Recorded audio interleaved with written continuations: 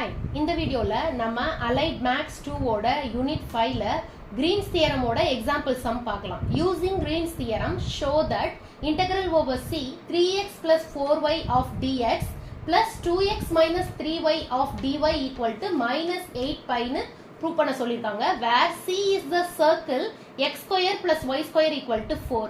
இது வந்து ஃபர்ஸ்ட் நம்ம Green's theorem ஓட ஃபார்முலா எழுதிக்கணும்.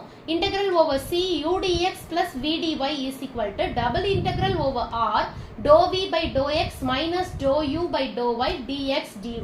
இந்த ஃபார்முலா கம்பல்சரி எழுதணும். இதுக்கு தனியா மார்க் அலாட் பண்ணிருப்பாங்க.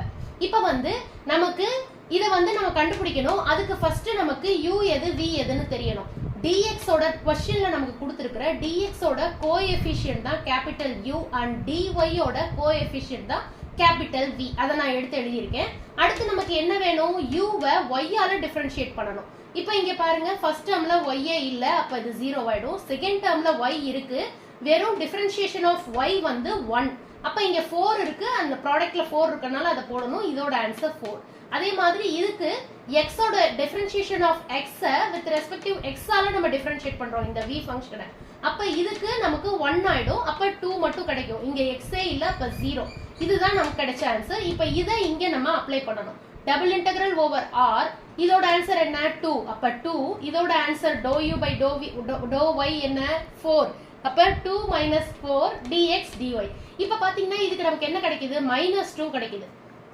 கான்ஸ்டன்ட் டேர்ம் ஏதாவது கிடைச்சதுன்னா அதை இன்டெகிரல்ல இருந்து வெளியில போட்டுக்கலாம். அப்ப -2 வெளியில போட்டுட்டு double integral over r dx dy. இங்க பாத்தீங்கன்னா நமக்கு டேர்ம்ஸே இல்ல. டேர்ம்ஸ் ஏதாவது இருந்தா நம்ம இன்டெகிரேட் பண்ணலாம். ஆனா இங்க டேர்ம்ஸே இல்லாத பட்சத்துல double integral over r dx dy area of the சர்க்கிள்னு சொல்லலாம். ஏரியா ஆஃப் த சர்க்கிளோட ஃபார்முலா இங்க சர்க்கிள்னு கொடுத்திருக்காங்க. So area of the circle அதோட formula pi r square. r square எப்படி கண்டுபிடிக்கிறது அப்படின்னா, நமக்கு இங்க क्वेश्चनல கொடுத்திருக்காங்கல x square plus y square equal to 4 னு. ஈக்குவல்ட்டுக்கு ரைட் ஹேண்ட் சைடுல இருக்கிற இதுதான் r ஸ்கொயர். ஓகேங்களா? அப்ப x square plus y square equal to r square. அப்ப r ஸ்கொயரோட வேல்யூ 4.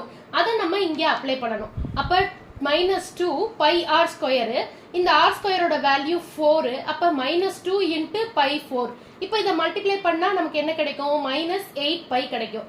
ஆப்வியஸ்லி அவங்களே நமக்கு -8 pi னு ப்ரூவ் பண்ண சொல்லிட்டாங்க. ப்ரூவ் ஆயிடுச்சு. ஹென்ஸ் ப்ரூவ்டுன்னு முடிச்சுக்கலாம். தேங்க்யூ.